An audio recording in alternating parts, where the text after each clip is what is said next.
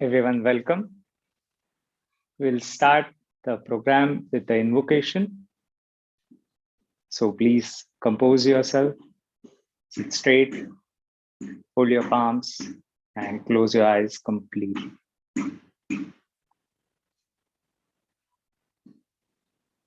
We will do the invocation to Patanjali first, and then chant Gurur Brahma, Gurur Vishnu.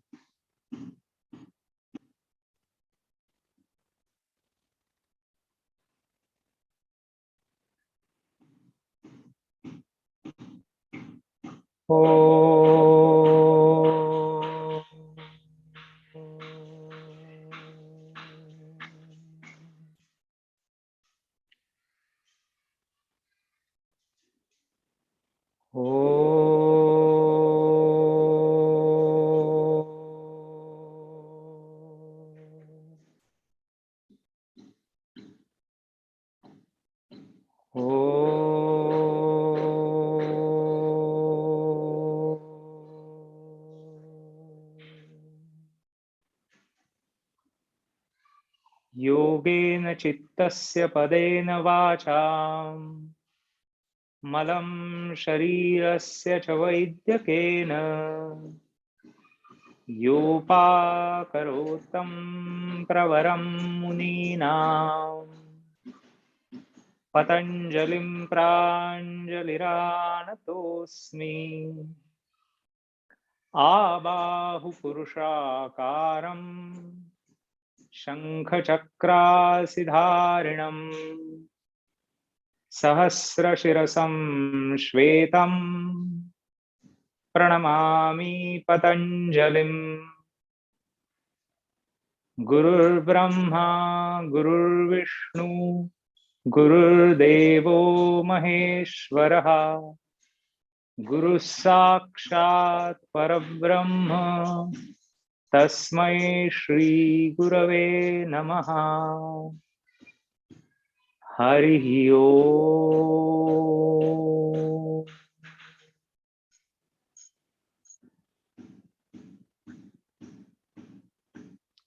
Bow the head and open the eyes.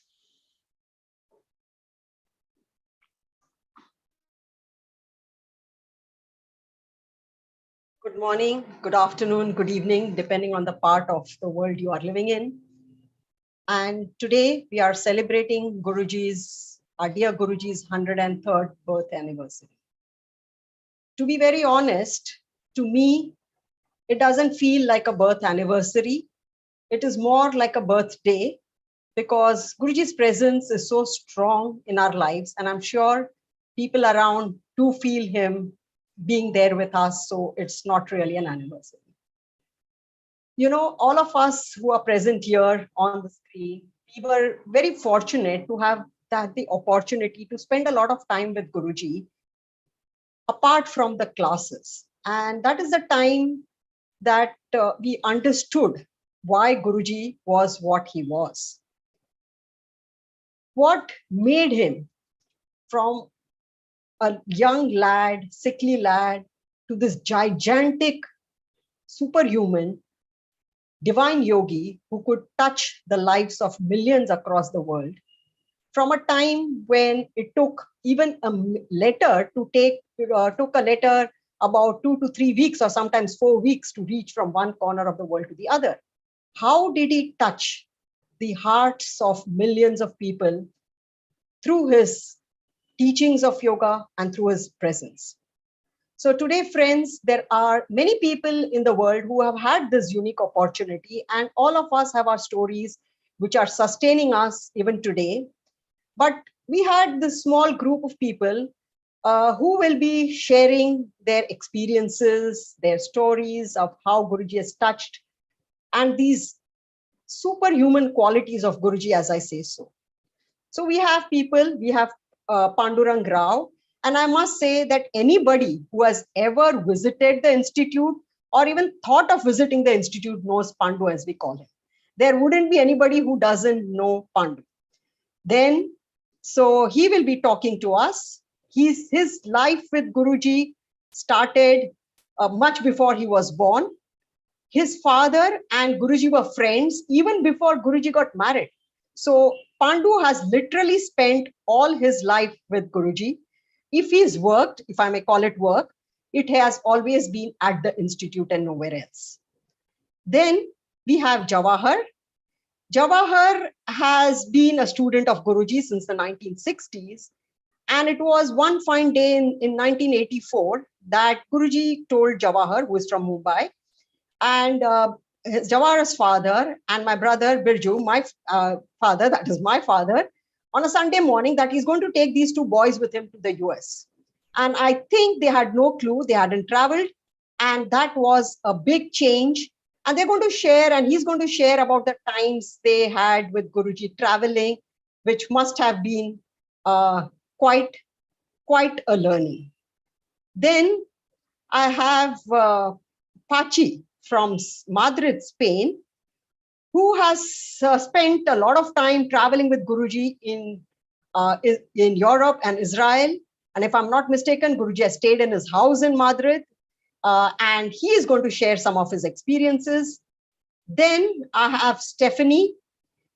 Anybody again who's visited the institute in the last 15 years before Guruji left us physically would have seen Stephanie in the library. Library and Stephanie were quite synonymous. And she's played a major role in typing out Guruji's books, doing the corrections. And if all the Ashtadal Yoga Mala has come out, I think Stephanie has a big role.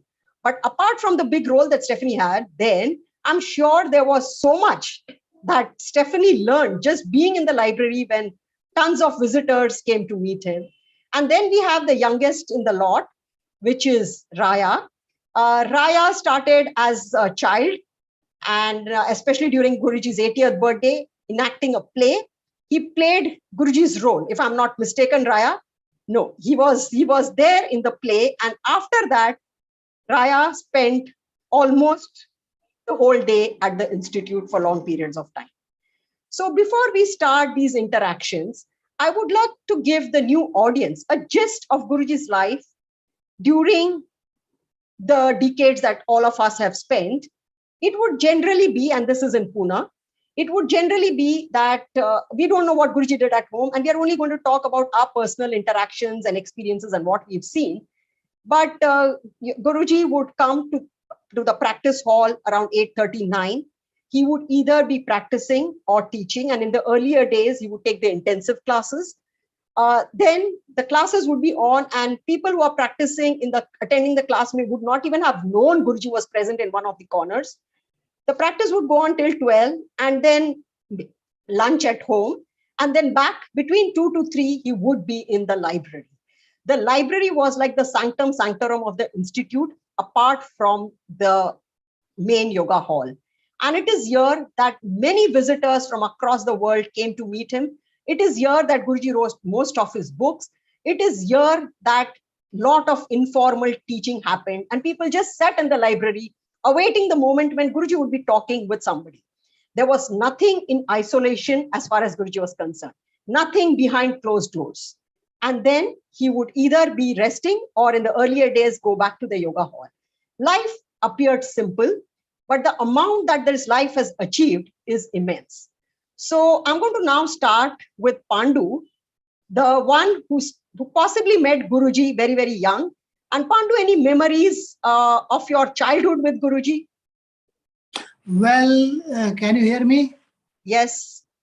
I know him since when I was maybe 8, 9, 10 years old. So I remember. So he used to come to my shop. My father used to have a shop on Lakshmi Road.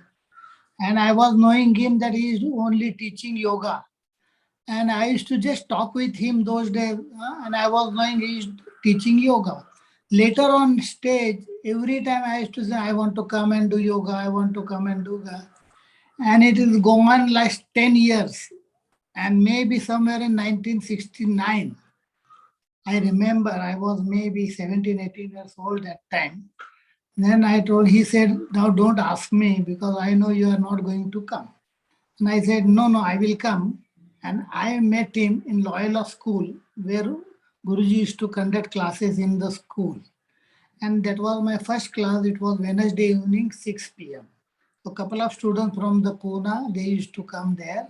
Geeta ji and sometimes Guruji's Amma, means Guruji's Mrs. also used to come with Guruji on the scooter, Geeta Prashant on one scooter, and we used to do the classes on Guruji. No, the funny thing is what I saw is there was a medical patient also. I remember still there is a one bad case of Mr. Kakade of asthma, and he is completely cured. Guruji was giving him nothing special treatment, just doing general class. He became all right. So that is then that school. After that, Guruji told me that now you can come to my home also. I am teaching so and so date. So that is like that I started my yoga journey. Huh? Can you describe some of the early classes when there were 5 students? Because today students cannot imagine Guruji with 5 students and 6 students. See, when there was a school used to be sometimes school hall, 15, 20 people used to be there. But Guruji's home, always 5, 6 people, not more, because there was not much place. And there was exactly Guruji's opposite side. Guruji's friend was there, Mr. Soni, and he was having a one ground floor only, one big little bit of bigger hall. So Guruji used to, most of the students used to teach there. So we used, myself and Shah, we used to go there. Father Lobo used to join. Geeta Prashant used to be there. Like that 5, 6 people only, there we Guruji used to teach us. And one day, 1 week pranayam, 1 week back bend, 1 week balancing, 1 week Viparit Chakrasana. Okay. Jawahar, there is a question from the audience, and also in general, like Guruji was quite a disciplinarian, his practice was very regular.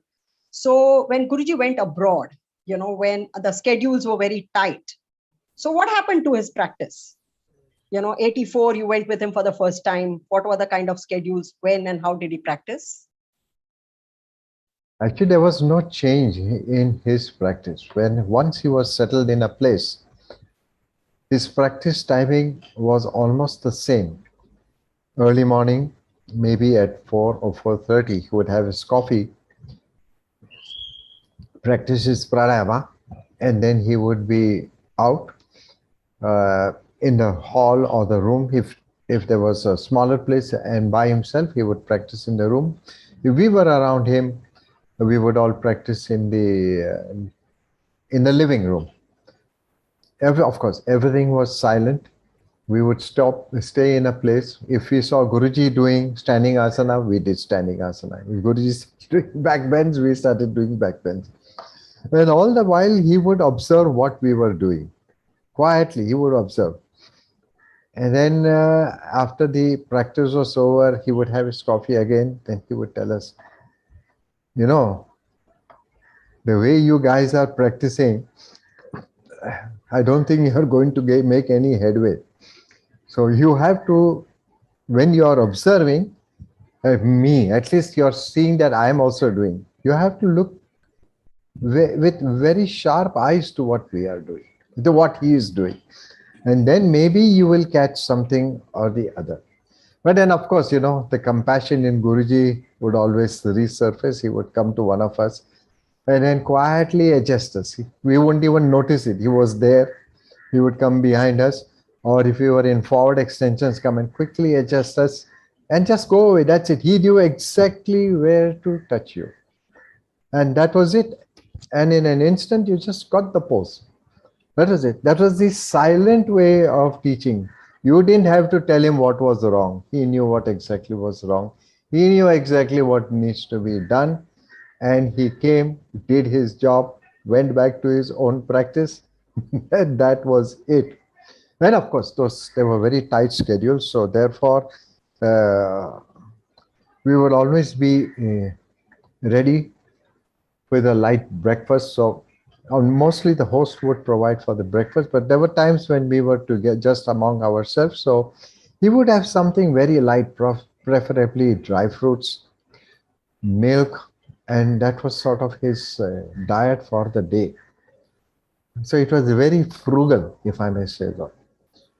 And he carried on for the rest of the day. In fact, there was once we asked him that in a place where it was very difficult to get vegetarian food. So we asked him, Guruji, how would you manage, where a place that I mean, people like us who can, of course, I'm totally vegetarian, found it difficult. How did you manage? He just smiled and said, there's always milk available and there is bread available. Milk and bread is enough to sustain you. And that's how he sustained himself most of the times. I'm talking of much of the earlier days, even before we joined him for his travels. That's the way he would travel. And of course, the other advantage of being with Guruji was, like you said, he took everyone along. So when one of the host would say, Guruji, would you like to go out somewhere further? He never said no. He never said no, provided, of course, it didn't upset his schedule. That was one thing for sure. He made sure the schedule. So he said, how much time do we have between this and this? All right, we can do something nearby or whatever was interesting. And of course, we had to go with him. You can't say, no, Guruji, we don't want to come. No, everybody can. Nobody even argued. Even if you didn't feel like going, you wanted to rest, no, you had to go. And that was it. So it was always, we were together like an entourage. You talked about practice. Pachi, I would like to ask you, when you were traveling, and people would have gone to so many places, especially, there wouldn't be all props. Today, anger yoga is props. So did Guruji really carried his own props along with him, or did he need props for practice? Nothing at all. Nothing, only just his body was his prop. And the practices were, he was never missing the practice. He was very strict on that duty towards his practice. But the practices with him were sometimes, and for me particularly, they were a little bit hard because I don't know, Jawahar didn't tell anything, but I remember sometimes when he was there in Biria's house once in Paris, he started doing forward bends. And we joined all together. We were there with Birju and Jawahar and 7, 8 people there in Biria's place. And he started doing forward bends. Each side, 20 minutes. All the poses, you remember Jawahar? Each time, 20 minutes, all the poses like that, staying. Nobody was coming before him, of course. Nobody was coming up. And we were all staying there. It was killing, at least for me. I don't know what is the Jawahar's remembering of that. But sometimes he was staying like that. I remember once after Rishikesh, but maybe in 97, and we went to Mussoorie. And long journey, we were all there. And a long journey in buses and everything. And we reached there, and at that place we were staying, and there was a yoga room. It was Raju's and Swati's place. And I wanted also to practice something. I went to yoga room, and Guruji was there. Setubandha, strong Setubandha. And I started my practice, and Guruji in Setubandha. I continue practice, this pose, that pose, Guruji in Setubandha. And I change again and again, and this, and Guruji Setubandha. More than 40, 45 minutes, stay Guruji in Setubandha. He comes up out of the pose, and he looks at me and he says, this is the best pose after a long journey. And he left like that. And so I was there doing one another thing, but while he was just staying in the pose. So no props were needed for him in the travel, and with anything he was doing a wonderful practice. Yeah, just let to add on that.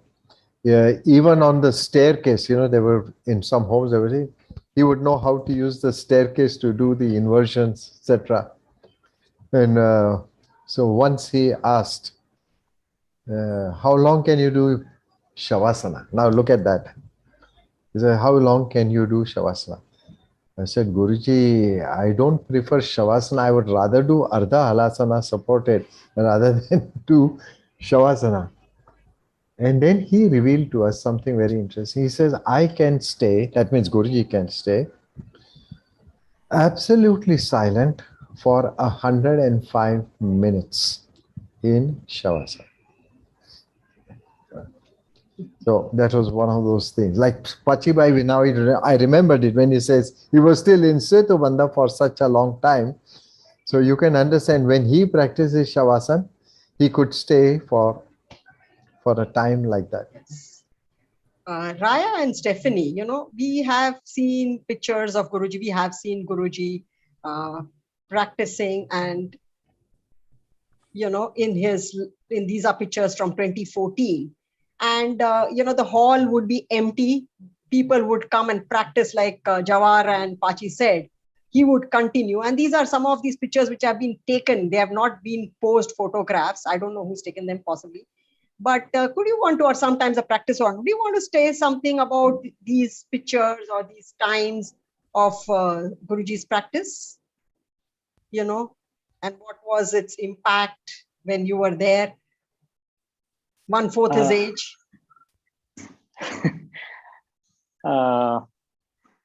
See, the thing is, as it's referred many a times, what he is doing externally and his connect internal and external was such that, you could see structurally arranged Guruji, and suddenly you would be like, not know what is happening.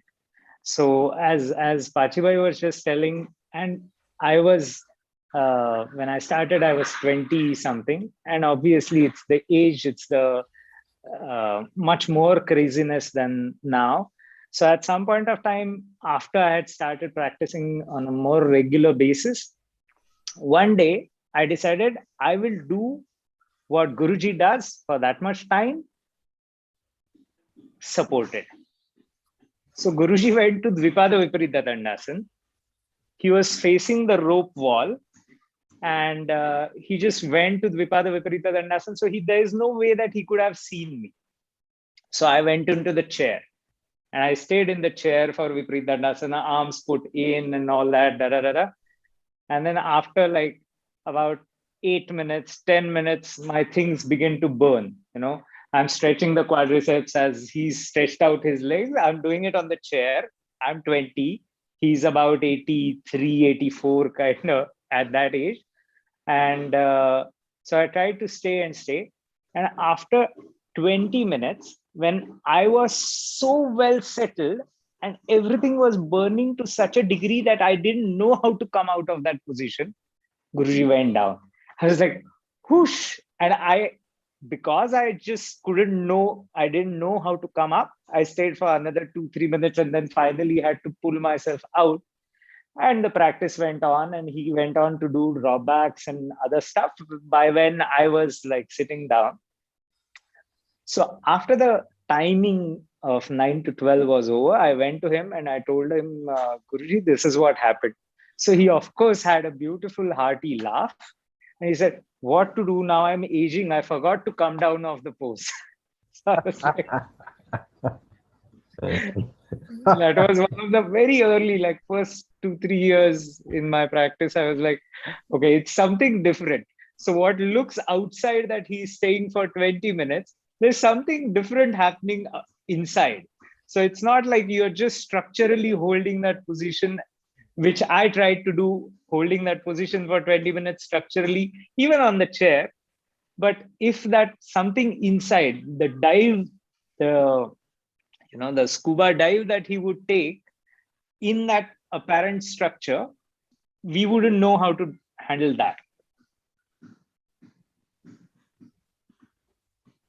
I can remember often in his practice, of course, there's always present his stopwatch. And I think this has probably been told before, but we'll say it again. And he was quite clear. He talked a little bit about his watch that he always had in his hand or nearby, somewhere where he could see it. He never used the stopwatch for accumulation. He wasn't accumulating a better, bigger, brighter, fuller anything. He wasn't trying to gain more minutes, more muscle, more breath, anything. It was not an accumulative process.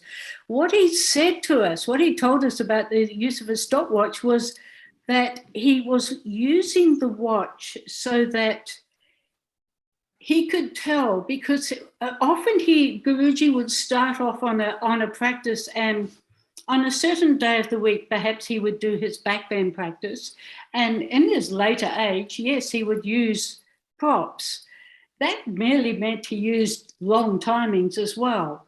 So he would perhaps do the same pose over the same props, always on a Thursday, something like this. And he told us that the reason why he used the stopwatch was so that he could watch his internal state. And when restlessness or a change in his mind state would arise, that's why he used the clock.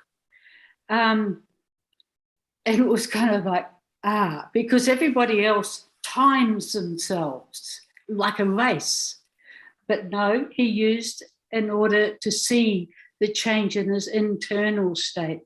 One of the other things that came out of I remember once watching him, he had done a long practice, and the last kind of like, seemed to me at least half of it was dedicated to the Savangasana positions. Setabandha plus Halasana plus Savangasana, the Setabandha positions. And this was after having done some other work as well. And that period of time would have been at least an hour in the Savangasana positions, one way or the other. He came out of that practice, and after his Shavasana, he went to go back home. He had his dhoti over his arm, over his elbow. And as he was starting to walk out, he turned around, he looked straight at me, and he said, you know, what I do doesn't matter. It's what I don't do. That's what's important. And I tell you, this has been the biggest lesson that just continues. These very simple things, very simple observations, the fact that he talked about the use of his clock, the fact that for him, what was important was what it was that he wasn't doing. These are very important lessons for all of us, which aren't given out in the classes, aren't given out in the books. It's just his pure experience, yeah. So true, Stephanie. And, you know, what you said about his practice, people presume that timing is an aspect of Iyengar yoga. So you stay or hold poses for long. But the reality is that Guruji got absorbed in the pose. And like the Gita would say, you know, your mind is so absorbed in God for a yogi. And therefore, we must remember that what he had was not a timer, but a stopwatch. And like you rightly said, and we have Guruji's very, very famous quote, the body is my temple and the asanas are my prayers. And his practice or his sadhana, for lack of better words, was his Ishwara Pranidhana, his surrender to God. And, you know, we've sort of seen it, we've experienced, we may not be able to articulate it. Pachi, would you like to talk something about Guruji's devotion, you know, to God?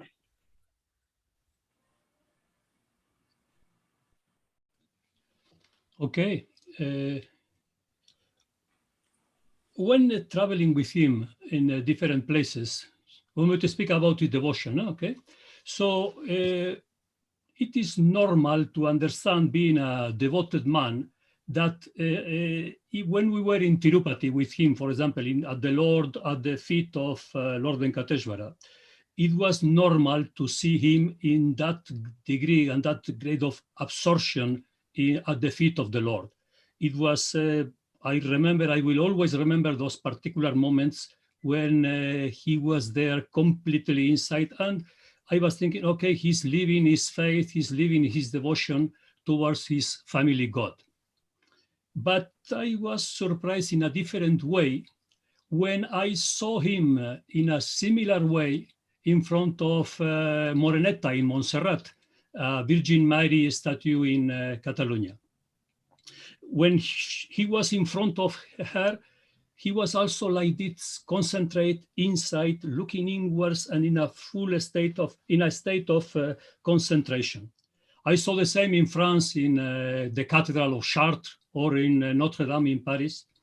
Also in Spain, in Cathedral of Toledo, I have seen the same attitude of respect towards the Christian church, the Virgin Mary.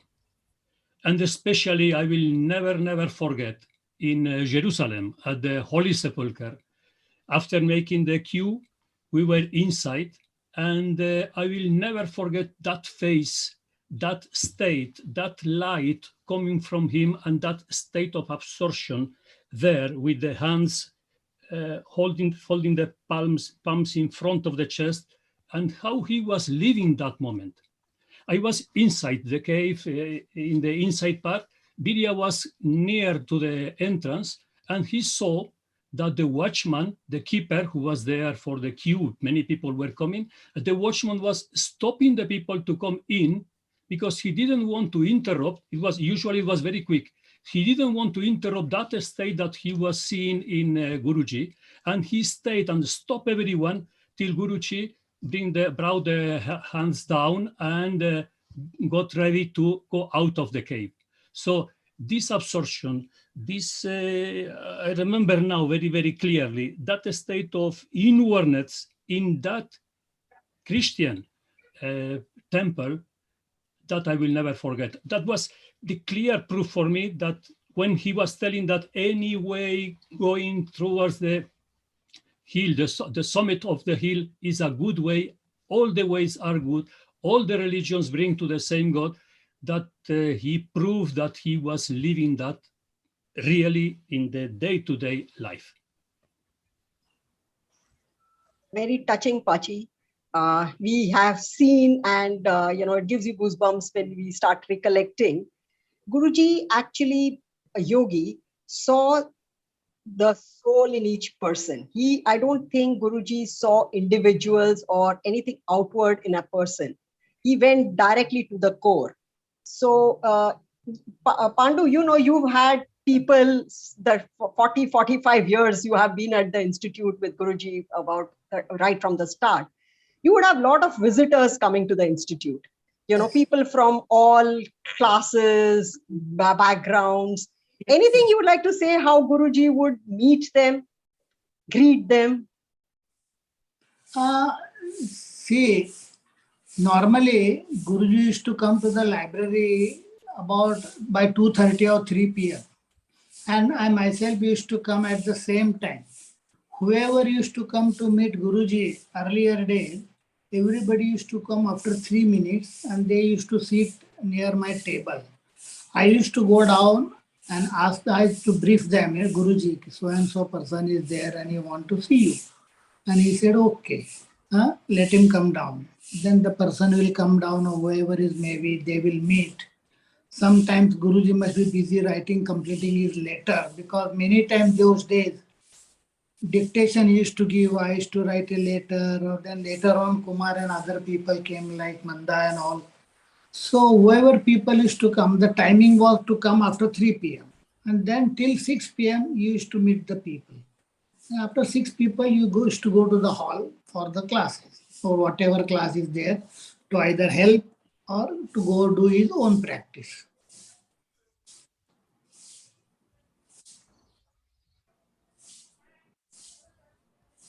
I remember an incident here where, there was a student from Mumbai who wanted to visit Guruji, and she was a patient with Parkinson's, very old. And then the son narrated, she suddenly had this desire, she barely could walk, that I want to meet Guruji. And the son thought, I haven't taken an appointment, let me just go there if I meet him. And this must be when Guruji must be in his 90s. So he went there and he met Pandu, and Pandu said, well, Guruji is in the library. So since she cannot walk down, whenever he comes up, which is normally around 4 o'clock or 5 o'clock at that time, you can meet him. And this person said that, okay, we will take a chance if she can. And he must have gone down, like he said, usually informing Guruji that, there's this old lady who has come, old lady who was possibly much younger, at least 25, 30 years younger than Guruji. And this gentleman then told me that after some time, Guruji himself came up and met that lady. And for that lady, this was what is possibly the most precious moment of her life. After a few days, she passed away. But the son says that the joy that I could give my mother, that when she wanted to meet Guruji, it was Guruji who came up. So it just shows that how much compassion and value that Guruji had for every human life. And now I would like to come, to the therapy classes. Again, Iyengar Yoga is very famous for its therapeutic aspects. And maybe, Raya, you were one of the youngest ones, and possibly you were supposed to be very agile. You're muted. Yeah, I'm sharing a picture of the therapy classes. And if you could mention, what was happening. This is the normal scene of a therapy class for anybody who's visited institute. And there would be 70, 80, 90 patients with all kinds of problems. And maybe some insight on how this was managed. And for those who cannot find out, this is Guruji there. Raya. Yeah. So as you can see, Guruji is on behind that last column, and Geetaji is near the platform, and different people are in different asanas. Now, the class timing was either 4 to 6 or 6 to 8 on Wednesday. Typically, when we started, we would have later, when I started coming to medical classes, we would have a written sequence. Geetaji would have asked the patient, spoken with the patient, and would have prepared a sequence that we would try to go through. But when it came to Guruji didn't have to look at a paper to see what's with the person.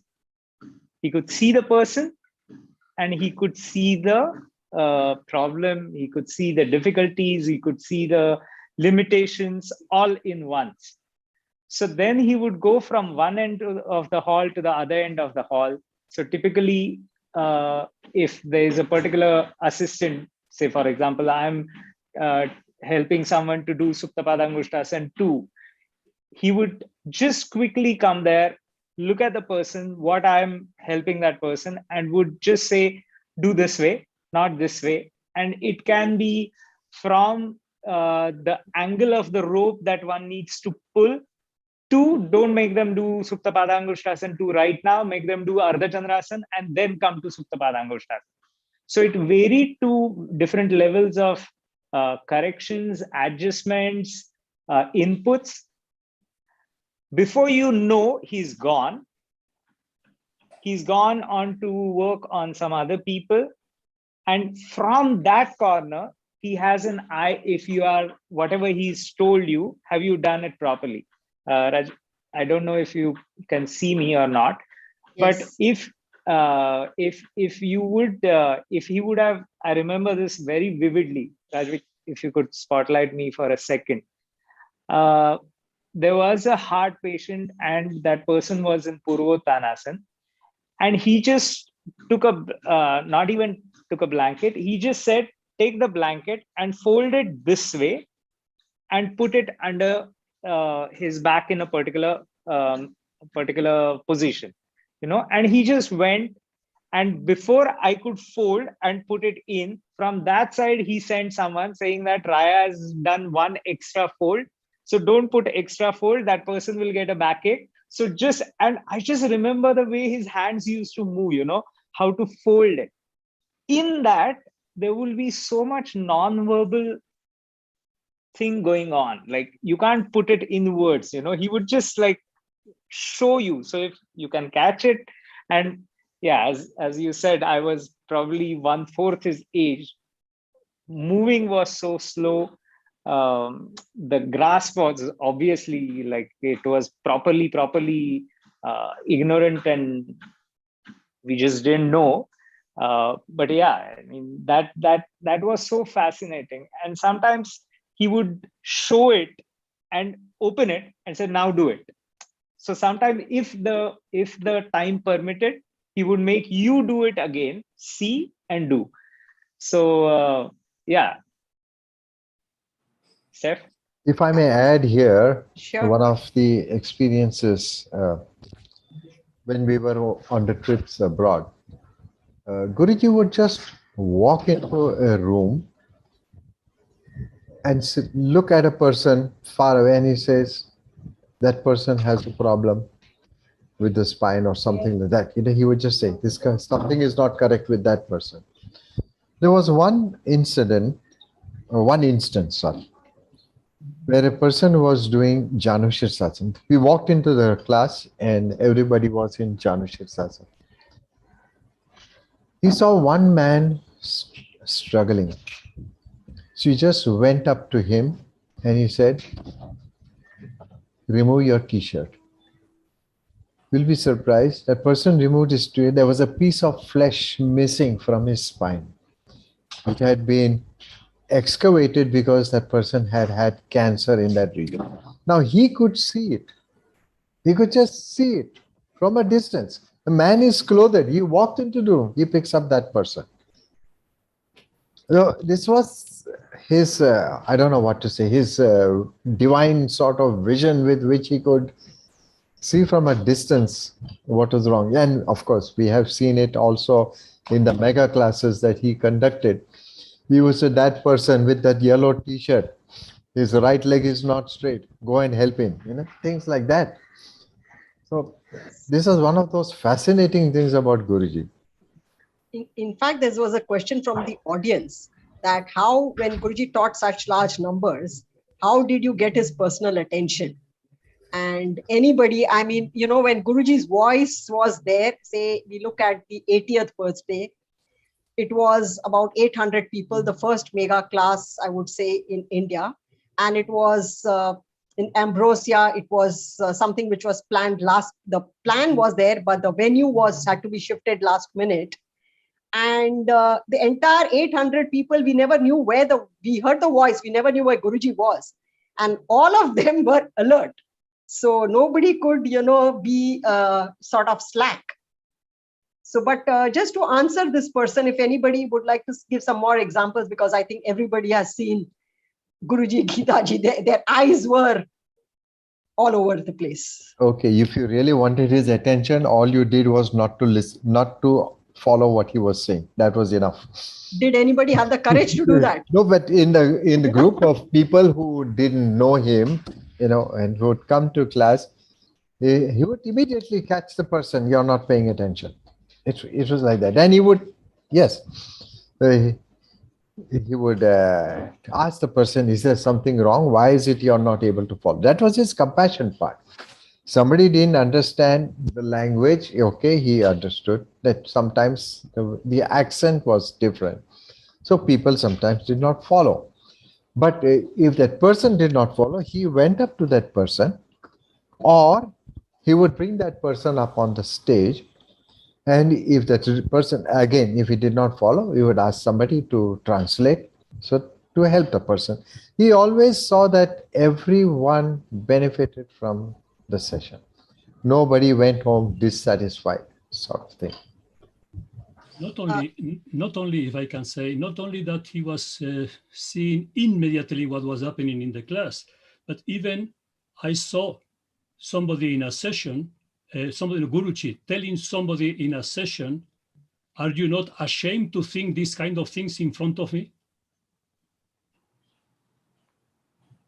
To think, not to say, to think this kind of things in front of me. So, okay, of course, he was seeing everybody. But not only that, we all know, maybe we are not going to speak about that, but we all know Rajvi, Jawahar, everybody, Pandu, everybody, Stephanie, Raya, that we had experiences that we know certainly 100% that he was knowing what we were thinking when he was around. Yes or not? With your head? Yes. Of Yes. course. Of course, all of us, we will not speak about this. We will not speak about this, but we all know that he was knowing very well what was our mental state, mind state in front of him, around him, or even not around. You couldn't hide. Yes. Yeah. There was no way you could hide. And possibly even what we were going to think. He knew that. He could anticipate. That I have no proofs, but of the other thing that I say now, I have a lot of proofs that he knew what was happening in the mind. Raya? Yes. Yes.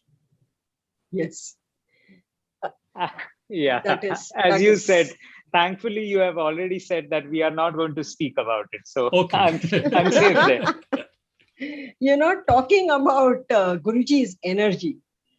I mean, that picture I showed of the medical class going on, the therapy class, there were at least 35 assistants, and each were possibly handling 1 or 2 patients. I wonder if anybody would like to say about how he could read through the patient. Yeah, read through the patient, see what was happening. Yeah. So Raya, you wanted to say something on this? Yeah, small incidents. It just happened so that there were some photographers going to come to take Guruji's photos. And I requested Guruji that we at the institute don't really have a lot of photos while he's helping in the latter years, in I think 2011 onwards, because that's when I met my wife. But so I requested him if I could ask Kavita to come and take a few photos while he's doing his own thing. He said she should not come in my way.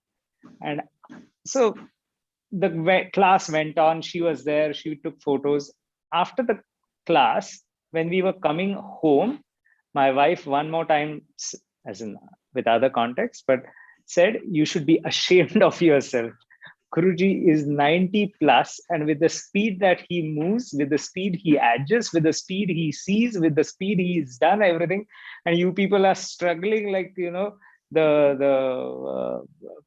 pillavar, I don't know how to call it, but like when the lioness goes and the cubs are kind of trying to catch up, you are just trying to catch up, and he's gone. You should be ashamed. So this was post 2011. I think Steph has been waiting. Yeah, Stephanie. Just, the medical class, it was always very interesting to be in the medical class before it started. It was a very quiet thing. Everyone was sort of like waiting for some of the patients would turn up, they'd get and their initial poses ready, but generally everything would be very quiet until Guruji entered the room, and then more or less even the bolsters stood to attention. Everyone was very aware of him working, and he would work often quite strongly, quite loudly. We would know exactly where he was in the room, and he would go from one person to the other, doing that miracle of knowing. Actually, he would, I noticed, because if I was working on somebody, he would come to me and he didn't have a sheet of paper, but he knew precisely what their sequence was, because that's what he gave to them last week. And so he had this memory bank of what work he had done with them last week, plus the other 50 people in the room. And he wasn't writing that down. Now, the whole purpose for the pieces of paper in the room was so that Gita could be sure that the assistants would follow what was needed to be done. The Iyengar themselves didn't need those bits of paper. And yet still, Guruji would be very, very consistent in the work. And then every now and then it was as though he would see a change in the student and he would change their work. As the night wore on, as he worked more and more with the students, with the patients, one of the things that started to happen was he wasn't so vociferous, he wasn't so strong or commanding with his voice. He was just actually quietly moving about, and often he would hum to himself. If you're standing near him, he'd be working with somebody, adjusting them, maybe adjusting their neck, maybe they had perhaps an ear problem and he was working with the ears, whatever it was, and he would be working with them hands-on not instructing 1,001 assistants, but hands-on that patient. And he would just start softly humming to himself. It was really a quite extraordinary thing, because he's, you know, known to be so dynamic and such a strong teacher and such a strong disciplinarian. Yes, he was. And yet there was this part of him that was constantly in touch with an inner flow of something. I would come across that often also in the library when he was working, when he was quietly working away at his table, he was doing some writing. Not usually when the place was full of visitors, when there were less people around. He obviously got some deep nourishment for himself from the process. That's my reading into it. But people don't hum to themselves unless they're in a state of deep contentment, deep santosh. He was really going to that state while working. And I thought this was pretty amazing for somebody who was so extraordinary, so dynamic, had such a strong presence, strong, powerful practice. And yet there was this sweet musical hum in the background when he was working. It was quite extraordinary. True, Stephanie. In fact, I have always been amazed that Guruji has done so much. But whenever we saw him in the library, you know, when he was actually, he was always relaxed. You never saw Guruji stressed. You never saw Guruji, oh, I have to do this or I have done this. He was literally in the moment. Literally, there wasn't any thought, I have to do this or I have done this. With him, it was as if things just flowed, things happened. Now, you know, all the books, I was once asked a question by somebody, which amused me, but this person had just known Guruji and said, who has written Guruji's books? And I was stunned. I said, Guruji has written Guruji's books. So I said, he has written, corrected, recorrected, and possibly seen the T's and about it. So Stephanie, you did a lot of, maybe the first I would like to go to Pachi, because he typed the Light on Yoga Sutras of Patanjali. Light on Yoga and Light on Pranayam were done. Those people are no longer with us. But Pachi, some memories of the Light on Yoga Sutras of Patanjali when the book happened? Well, I remember that we were, but maybe Jawahar will remember better, because I was all the time in the typing machine. Okay. And I was not bringing my eyes out of the typing machine. But Jawahar was there along with Birju and Birya and Zubin. And I remember I have still one picture of them with 5 of us with Guruji in the intensive, during the intensive in the platform. And we were calling ourselves 5 Pandavas around Guruji. Remember, Jawahar? So how it was during that Light on Yoga Sutra? You see, that was the time when Guruji had the first backbend intensive. And it was by invitation only. That means nobody could just apply for it. Guruji would select who would come. And yes, so there we were, all of us. It was then Birju who told me that after we finished the practice, you know, how the I can clearly remember how the session started. First asana was Adhomukha Vrikshasana once, Adhomukha Shwanasana, the second asana once. Third asana was Urdhva Dhanurasana. And that is how the session started. So once, and that went on for about what, 2.5 to 3 hours? Yes. As we finished, of course, you could barely get up and walk out of the hall. As we were coming down, Birju said, I saw Pachi Bai and Birya go to the library. Let us go and see what they're doing. So we came down to the library, and there was Pachi Bai furiously typing away. We didn't have the desktops in those days, but there was a Godrej electric typewriter with that revolving golf ball. It was in collaboration with the IBM Company of America. It had, I am told now, that it had just 10 pages of memory, and it would invariably heat up in the December winter. This was December, Pune, I think 1992, if I'm not mistaken, 92, 90, 93, sorry, 1993. So of course, all work stopped, 10 pages. Pachibai would then have them printed out 5 times for the 5 of us.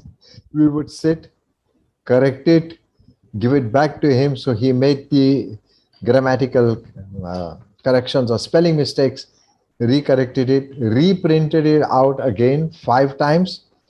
And all this was written by Guruji in his hand. It was handwritten paper with red ink, with all, I would say, almost 2 or 3 lines spacing at that time in Guruji's handwriting. And Pachibai would just take one page after the other. He's very fast. I think he's types at about 120 words per minute. Pachibai, yes? So, Maybe. So that's how we sat. So then we asked, what are you doing? And he said, we are typing Guruji's new book, The Light on Yoga Sutras of Patanjali. Of course, we all got excited and we all wanted to help. So that is how we started taking turns so that the work did not stop. So Birju would go for lunch, come back. I would go for lunch, come back. Zubin would go for lunch, come back, so that the work did continue. Then after that, all of us had to go compulsory for at least 2 hours recovery asana from 4 to 6.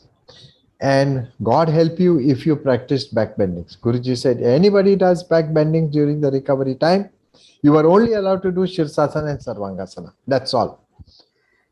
He said, you will go back, take your bag, pack up your bags and leave the center. Go back home. So, and then after that was the therapy class. So some of us would sometimes help with the therapy, or some of us stayed back, and the work continued till late in the night at times. And that is how we would keep on. And again, the next day morning, after the session was over, we went back straight to the library, kept on reading, rereading, retyping, etc. And that's how gradually the book started to take shape. Stephanie, would you want to add and about all the Ashtadal and the other books? How was it keeping pace with Guruji? Yeah, I was just thinking about that. Certainly, he wrote by hand everything that, and of course, it would get several writings and rewritings. We would, I can remember, we would. I think mostly Patchy would do the original typing in, and then later a computer turned up. I can remember I learned how to start on a computer when it was Microsoft, literally Word 2.0. Yes. So this is how we did it. The black and white. Yeah. Well, so, extra spaced manuscript was given to Guruji after it was typed in for him to read. And he used to do a thing which actually Raya's mother coined the term for. She would hand me the papers, and these corrections would have to be put in, or the additions would have to be put in. And Uma would hand it to me and say, Guruji has done colouring in, because literally in between every line, he had written 3 more lines, very small, all the way up the side, all the way across the top, down the other side. These were works of art. This was his way of working. So it was really quite something. When the books, Ashdal Yoga Mala, for instance, were getting close to completion, sometimes before it was actually sent to Allied publishers, and Allied publishers would do a bit of editing. Before that, sometimes there was a time when a fellow, John Evans, would do some of the final kind of editing to sort of like really shape it up a bit. John Evans had quite a strong academic background, so he was very helpful. John would turn up, and this is an extraordinary thing about Guruji, was we would print out pages and pages of the manuscript of one of the latest versions of Vasudhala Yogamala, and Guruji would ask John to have a read and to say how he thought it was all sounding, and John would pick this up, and he would literally strike out whole paragraphs and pages. John would get a pen and he would just strike it out and give it to Guruji. Now, Guruji would have spent, literally years of his life accumulating and coming to that point that he was expressing and putting down on paper. And this fellow who was doing the sort of final version of editing with him would just take out whole pages and just strike it out and then hand it to Guruji so he could see it. He'd look at the places where whole paragraphs had been just struck through, and Guruji did not bat an eyelid. He just accepted it. It was almost as though for him, John Evans more or less handed him a whole new treasure trove to begin with. And so Guruji would pick up the pen and more or less start in on the new, now changed version. But he just did not have any qualms. He would just accept somebody deleting whole paragraphs of his work out. It was really quite extraordinary. And he would then colour in the next 3 pages with more lines.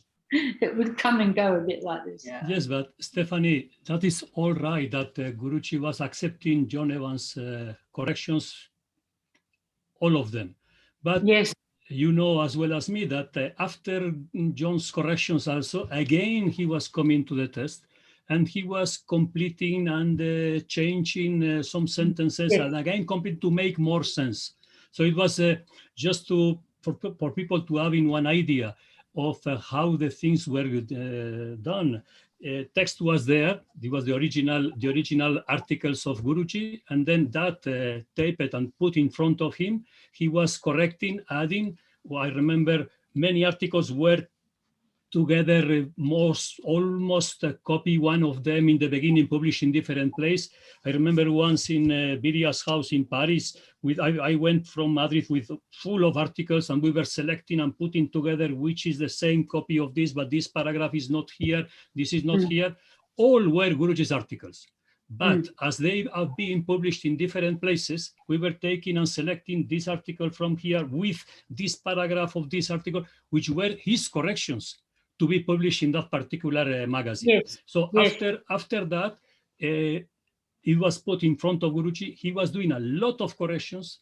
Then those corrections we were entering as well, we as you when during the entire year.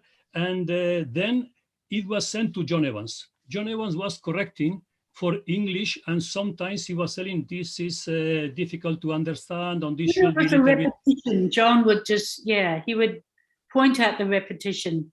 Yeah, and repetitions also. And then he was again coming back. I remember once, it was the last copy, I don't know which volume was, 5, 6, or maybe, I don't know, maybe, 5 or 6, I think. And it was the last version. I finished entering the corrections, I printed, and I told you, Stephanie, I will put that in Guruji's desk. And you told me, no, don't do it. Don't do it, because if he sees a page in white, printed, freshly printed, he will again put some red corrections on it just to improve and give the last touch of his before going to the printing house. I remember very well how you told me, no, don't put it. You will do that at the end, but don't give him now, because again he will add some corrections. It was impossible for him, and that were your words, to have one freshly printed page in front of him without putting some red ink on it between the lines. So that was beautiful to see how he wanted to improve the text every time, all the time.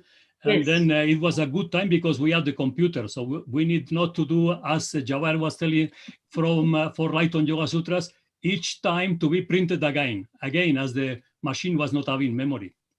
Yeah. And then that I wanted to underline this. He was watching each sentence of each page and when he sent it to the printer, to the finishing, it was because it was absolutely corresponding to his Oh, thinking yes. of the Yes. moment. No doubt. So But whenever anyone was going to help him with the editing for Guruji, it just meant a new starting point. He would just launch off from that place, and it would seem to give him even more inspiration than before. Yeah, he built these. It was almost like he completely constructed a whole city out of his work. I remember Guruji spending lot of time to explain to us, for example, if the test was coming and for example, Vidya was reading and seeking this, putting question here, question mark here, this, that, and then Guruji explaining to us why he should change this. So he was, and Stephanie, those moments were unique for us, no? You agree with me? yes. Unique moments when Yes. he was explaining how Raya, also everybody who was there involved in the Oruma and everyone, it was unique, these moments where he was explaining to us just to check if we were understanding, not to check if he was right, but to check if the way he was explaining was enough for the public to understand. That was great. I think it was very important for Guruji that what he wanted to communicate was being communicated. And I think all the people around were the sounding board. So if they did not understand, he modified it.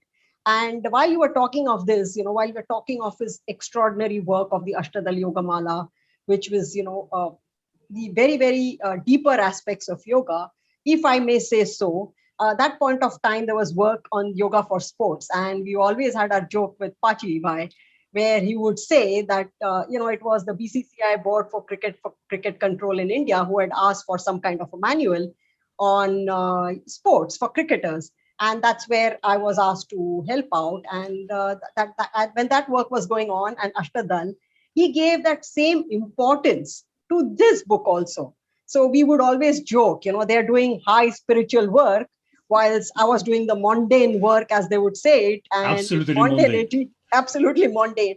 But he was so very particular even at that, especially when it came to the techniques.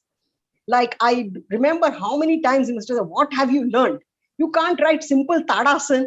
And you could see, although you were possibly recollecting all the instructions, the guidance he had given. And possibly the most difficult time was the photo shoot. We've had 3 to 4 photo shoots of 400 plus photographs, which were finally selected. And, the smallest things, how we would notice, like the photographer would take a picture, there would be 5-6 models, would do the poses. He would select out these 2.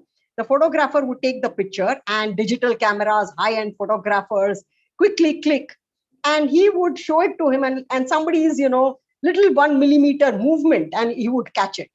And that's the time we realized how he must have done light on yoga photographs.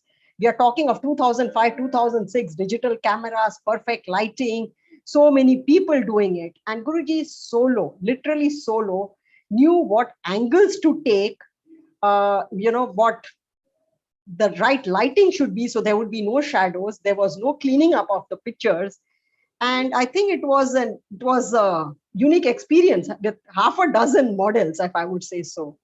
Raya, you remember the photo shoots, or Jawahar, you were there for that photo shoot where we would keep pressing your toes down, which would have moved up. All the time, all the time. Yeah. So, while we are talking about Guruji's precision, the precision was not only in his practice, in his teaching. People often tended to look at it very, very seriously, which we should. And they would notice in the therapy class that, this patient has been adjusted with one blanket folded, the way Raya said, and another blanket. And the next day repeated the same thing very meticulously. They had imprinted that whole image of the proper arrangement in their mind. And next day, Guruji would say, what have you done? Don't you know? So would anybody want to comment on that? Raya, you're prepared, and then why were you wrong? One of the questions, he, more than don't you know, he would ask, can't you see? And that was one of the intriguing questions that he would ask, like, can't you see? And we couldn't. But the thing is, as you were saying, like, we would have calculated, like, one blanket half folded, one blanket simple fold, you put the simple fold, regular fold underneath, and then half folded on top, and the neck is arranged. But that moments, what has happened to that individual, can't you see? And that, I think that question, it still persists, like, can't you see? And that kind of a lag that we have between that moment, in that moment, what is it, and what we are seeing from yesterday. So the kind of stuck image that we have in our head, and what is happening in that moment, can't we see? And that's probably one of those practicing aspects that we need to work on. So Guruji has always been dynamic. That was the dynamism. We were stuck of what we had learned, or what we thought we had learned. And it was, so those who got stuck in a sequence, a structure, could never handle Guruji. They were lost. So even when it came to teaching, he would see the students and teach. And the energy. So for example, at the age of 92, when he went to China, 1,600 people, the Chinese had organized for him to sit. They had put a big chair, and they had this very fancy platform, which was like a flower shape. And all of us were worried that, when Guruji is teaching, he's not going to sit on the chair and teach. He would be moving, turning all around to see all those 1,600 people. And we were worried that, on those curves, all those kind of things, we would miss out. But, he was actually communicating to the students not through the translator, just through his voice. So that was the dynamic power of Guruji. And he was so very innovative. So Pandu, Iyengar Yoga is props. Can you narrate something of how the belts came in, or, all these props without which we cannot live today, which are sold all over the world? Mute, you're on mute. Yeah. Actually, if you ask me about the belts came somewhere in 1983, approximately. There was a group from France. They brought some mats, and those mats are tied up with these belts. And there's a couple of belts, maybe about 40, 50, 60 belts are lying in the storeroom. And once Guruji entered in the storeroom, and suddenly he took one belt out, and he came and he started looking the belt. He started putting the, sometimes in the hand, Then he put that belt into backside of his both the shoulders, and he did the Sarvangasana. And after he said, "Oh my God, it is nice, because it is adjustable, so you can use the Sarvangasana." Then he told me to come on, go and bring one more belt, put it to my ankle. Then he said, "Okay, come on, bring one more belt, put it my thigh." Like that, he made a lot of invention on that belt. So like that, belt came in the picture for practicing. Then you can use a forward bend, you can use a back bend. For everything, if you don't reach anywhere in the pose, use the belt. That was the story of the belt, actually. And in the earlys, I think in the 70s photographs, we had barely any props, the Trestlers, Hafalasan, and gradually. Tressler come very late. So what happened, Guruji went to one government office, and he was sitting outside waiting for that person. He was in the lobby. So there was one balcony. So he told me he was standing there to spend some time. So he did one Trikonasana, then he did some standing poses. So with this balcony, he thought, my God, this is a very useful. He started twisting with the Upavishta Kona, Parivarta Trikonasana and all those poses. With this idea, he made the wrestler in the institute. So he can use the patients. That was the idea. So we do know that Guruji has been an innovator, there is no doubt, but he had the generosity and he never ever claimed or proclaimed or patented any of these things. And today, if people across the world can get some benefit from its practice, no doubt it is Guruji's contribution. Guruji traveled, and obviously traveling was not very easy all the times. It's long journeys, long flights, long hauls. And how did he travel? Or even when he went in his 90s, Raya, if you would like to say, did Guruji only travel business class? Did he demand business class? I actually somehow I was told to book his tickets. So I used to book his tickets, and I mean the person he would write down BKS Iyengar, male, age, Vanita Sridhar, female, age. He would give me a list handwritten and tell me to book. So I would give him whatever the options were, and he would tell me, okay, book on this flight. So I booked it a couple of times, and I don't exactly remember, but I think Prashantji told me that now on, book Guruji's ticket in the first row, not in the back. So, and it's not even business class actually on the regular airlines, the domestic airlines. And typically he would go to Bangalore to go to Bellur, or so I think this is around 2007, 2008. So it would be just the first row where there is a little more like room and stuff like that. So I booked that, and Guruji would immediately give the money, whatever that money was. And Guruji said, why is my ticket, I don't remember exactly the figure, but it was some 16,000 rupees. And at the back, the other people, it was something around 7,000 rupees.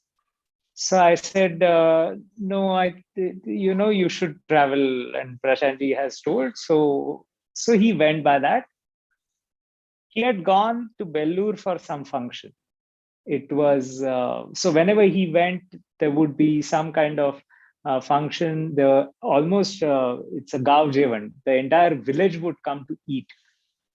And he came back, and just before the practice or one of those times, he was telling me how actually the function happened, how many people were there. The hospital is coming into, I think hospital was getting built, so it's coming into shape.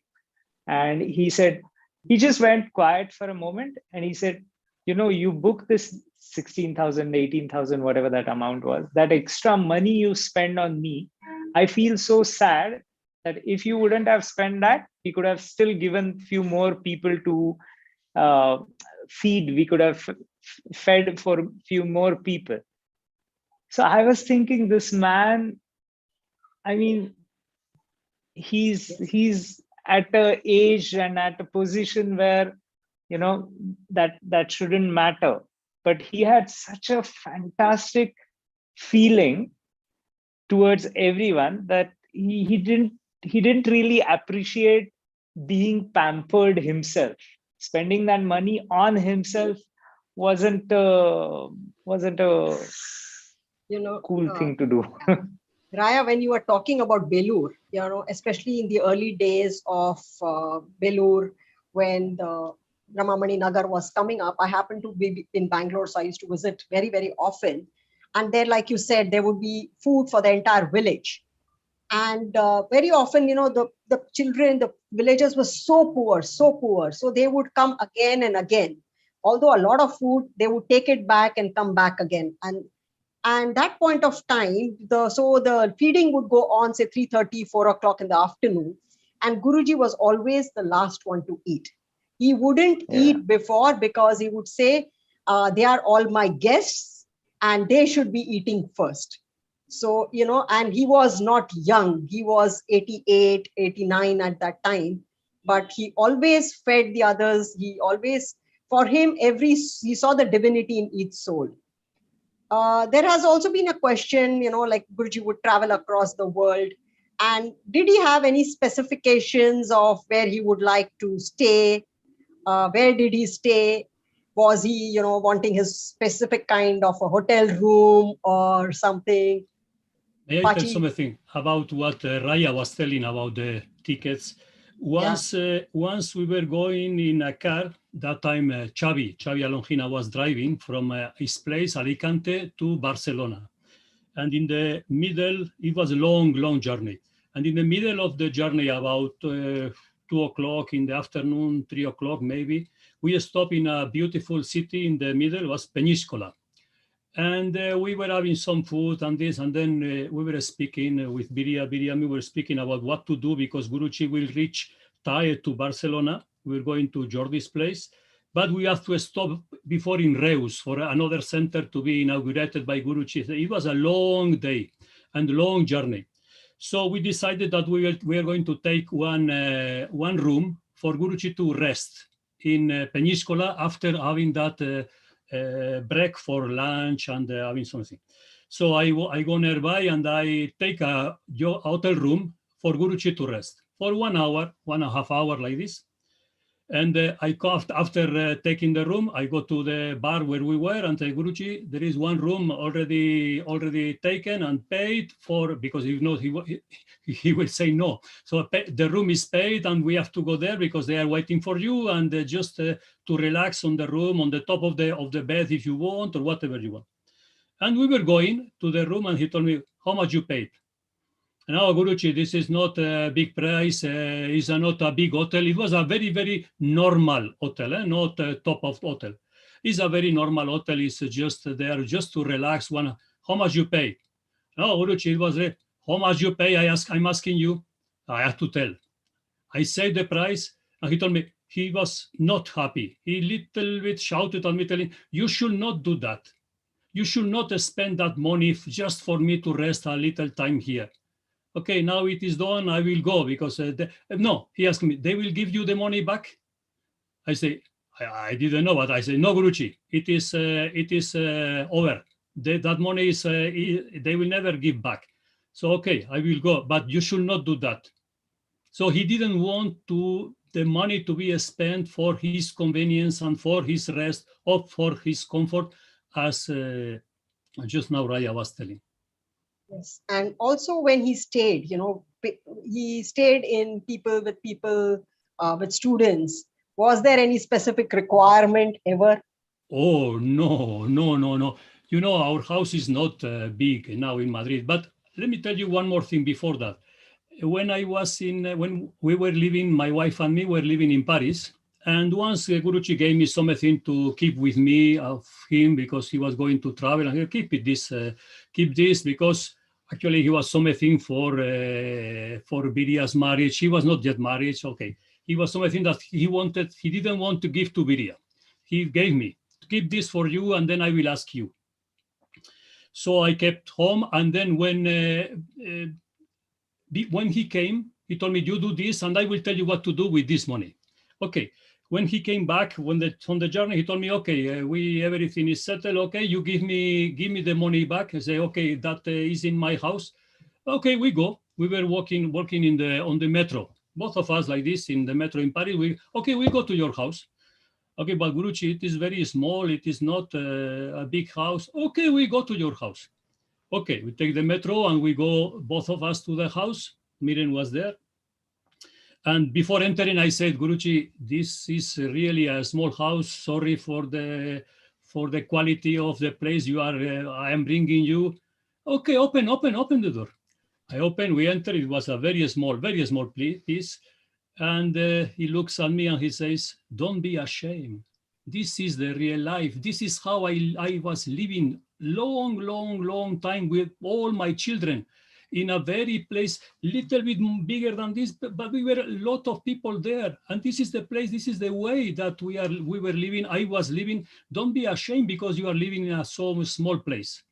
Okay, then we came to Madrid, and this place where I am here, It's a little bit bigger, but still it's not 80 square meters. Huh?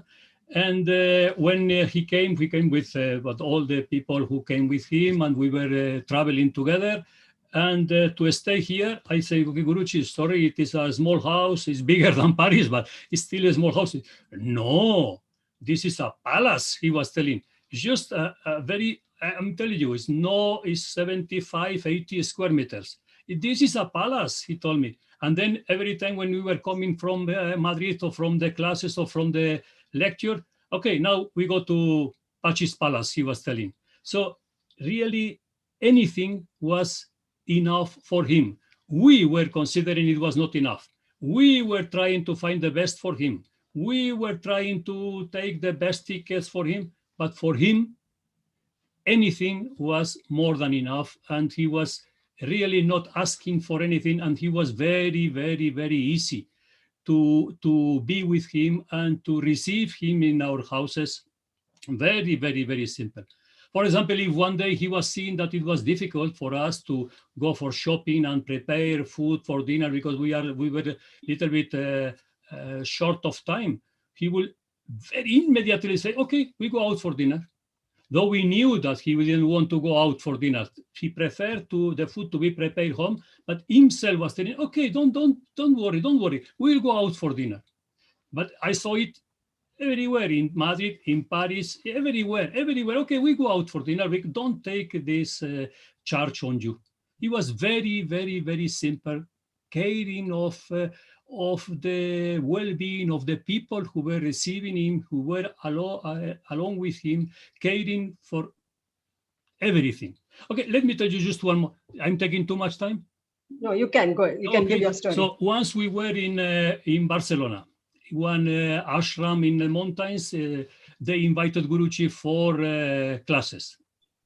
And from Paris, Corinne, Viria, and myself came as the driver with the car to be the drivers of Guruji. We took him at the airport, and then this was his car. I was the driver. And one day there was no class, only class in the morning, and then in the afternoon he was free. And okay, he was okay. He was asking, oh, what is the program now? And I said, Guruji, there is really a beautiful mountain here nearby. The name is Montseny, close, not far from Barcelona. And a beautiful place, forests, beautiful trees, beautiful views, and great mountain. Okay, let's go. I want to see that. I want to be that mountain. Okay, we go, we take, it was more, I don't know, 2 hours driving more or less. And we reach there, we start climbing up the mountain on the road, and the fog, but not a regular fog, a real fog. We didn't see anything, not one tree, just we were seeing the road and the signal, traffic signals. Not one tree, not one mountain, not one valley, nothing. Just we reached to one place we watched in the middle, was a restaurant. We had one hot chocolate there, nothing to see. Okay, we say, okay, we go down, and it was also a little bit late, and okay, we go back, and then we will see if we can see anything there. We go down, and again the same, no one single tree was visible there, nothing. We reached the valley, everything was open, and then coming back to the ashram for dinner and in the evening, and I was feeling really embarrassed because I said, okay, Guruji, this is a wonderful place, and we didn't see not a single tree. And I was really feeling embarrassed, driving silently. He looks at me and said, you did a very beautiful choice for sightseeing. And I said, but Guruji, we didn't see anything, not a single tree. But the choice was very good. The place was very good. Okay, fog was there, but the place was very beautiful. I don't know if you believe me, but from that moment I was again happy and again joyful because he was reacting like that. And yes. I understood that he was feeling and he was very much caring about what we people around were feeling inside, all yes. the time taking care of people around. That was very, very, very clear. That's so very true. In fact, when you are talking about Guruji's visit to your house, it brings back memories. And way back in the 80s, when my sister Neeta and Birju were shooting, and Jawahar, Firoza, they were shooting for Doordarshan and for a morning show. And then they decided that they wanted to discuss about, the next shows and where to go. So Guru said, "Oh, your house is closest." So they came home. And so I think Neeta or Birju phoned home and said, "Guruji is going to be coming home. And, we'll have dinner also." Now, we stayed on the third floor. It was a very small house. And at that point of time, what was also was we were having our religious pajoshan, wherein we would not have any, roots, stems, even vegetables. So my mother was definitely very, very worried. I mean, Guruji is coming for the first time and we have no vegetables. So what do you feed him? And of course, we were practicing that, so it wouldn't be appropriate to, break it down or whatever. So whatever was made, of course, a lot of dishes were made, but and my father was also very concerned, Guruji coming home. But when the moment Guruji walked in, he was so much at home. You didn't feel like there was a revered, very important guest. He just made you feel at home in your own home. He never ever, whenever he came. So it was this amazing amount of simplicity where he could connect to each of us. Time is flowing by, and I'm sure as we start recollecting memories, we can go on and on. However, there is something that a question has come from the audience, and they said that Guruji was a disciplinarian perfectionist and wanted everyone to excel, and you all turned out to be the greatest group of teachers for us. This is what she says watching the videos. But while taking lessons from him, did you ever feel low or like it is impossible? How did you revive yourself, or it never occurred? So maybe an end note, if somebody would like to say, or maybe Raya, yes, you can end. You get the privilege of being the youngest in the group. Yes. Yeah. Go ahead. So one of the fascinating things about Guruji is he never hierarchically positioned that this is the higher use of yoga and this is a lower use of yoga, or that kind of a thing. For him to, and he spoke often about the definition of dharma, that anyone who's falling, you need to uplift that person. So when I started practicing, I was in a rather bad life situation for myself on a very individual level. As a teenager, had difficult time, etc. And then I started practicing. Now it's my own practice, etc., etc. But within practice also, there were days and months and where you would just feel completely like frustrated and dejected that the fact that it can be as a 20-year-old, you are not able to do kapotasana. So it was one of those days, and Guruji was lying down in Shavasana. He had weights on them, and I was like sitting like that. I was just trying to reflect about the practice, or just not even reflect. It's a bigger word. Just feeling dejected and depressed, and I'm not able to get this also. And he just opened his eyes. He looked at me. So I got up. I think Dr. Naik was there. We removed the weights or whatever. He came out of Shavasana. And as he started walking, I just happened to, like, all of us used to walk down together. So he came down and he just asked me what happened. So I was just like nodding my head saying, no, kind of a thing. And I just said, it's impossible. So he said, what is impossible? I said, the idea of practice, I was trying to do kapotasana or whatever, and it's impossible. And he just laughed. He just, I was like, what kind of a reaction is that? I'm like pulling my hair out, no, not literally, but it's like, why are you laughing at me? So I felt even more like sad and like depressed or whatever. Went home, had lunch, whatever, 2:30 in the library. And those of you who were there, when Guruji would walk down from the library stairs, and there was that railing in the later years, or So you could hear his rings on that metal. So when I heard that, I think I went up because he would carry his magazines and his letters, etc., etc. So I just he had a gatta in his hand and he was walking down. So I took the whole bunch, came, kept it on his table, and when he came down, whosoever is there, we touched his feet and we went back to whatever we were reading, writing, whatever that was. He sat down, settled there for a moment, and he called me.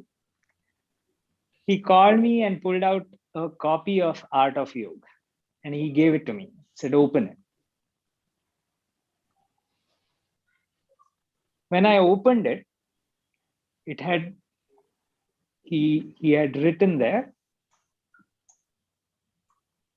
"Dear Raya, yoga is a difficult art to master, but not impossible. With love, P.K. Iyengar." Whatever little time that I saw him, little more, whatever that time was, I request all to put your name in this. It just was accidental, incidental that it was a Dear Raya. But for him, I think it was, he's written it to everyone. Dear Rajvi, dear Jawahar, dear Pachi, dear Pandu, dear Stephanie, dear everyone, whosoever is listening, whosoever wants to learn from what he's taught, write that in your name. And at the end, he says, "With love, B.K. Iyengar." Thank you, That was Raya. Thank you, Raya, for narrating that anecdote. And honestly speaking, Guruji never did yoga. He lived yoga. He was in yoga. And of the millions of us who attempt to do yoga, who try to do yoga, we try to practice yoga, there is only one who's a yogi, and that was our Guruji. We learned, we were definitely extremely fortunate. I would say all of us were very, very fortunate to have been there. I would say it must have been a karma, the blessings of our parents, especially I can say that for Jawahar, my family, and Raya, because our parents got us into yoga, and Pandu, of course, got us with Guruji. And just the grace that we could spend so much time with him in the class, outside the class. And I wouldn't even say it's learnings.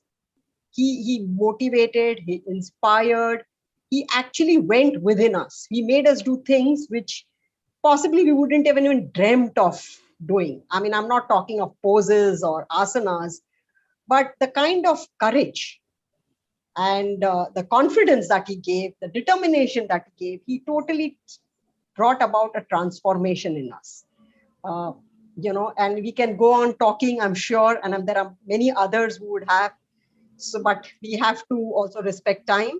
So on his 103rd birthday, as I say, we remember Guruji. It's not that we remember him today, we remember him every day. I think all of us, when we start practice, when we start teaching, we are at his feet. So thank you, friends, my fellow practitioners, my Guru Bhai, Guru Ben, for joining me in this program.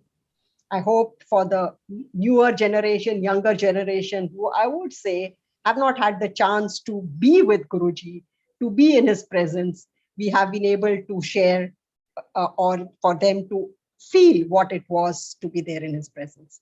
So thank you very much. And thank you once again. And on behalf of Rimi, I thank you all for joining in. Some of the questions we could not take because some were not relevant to the topic, but we will try to attempt to answer them also because they were more of your personal practice. So thank you so much. Bye-bye, everybody. Thank you. Thank you. Bye. So I would like to end again.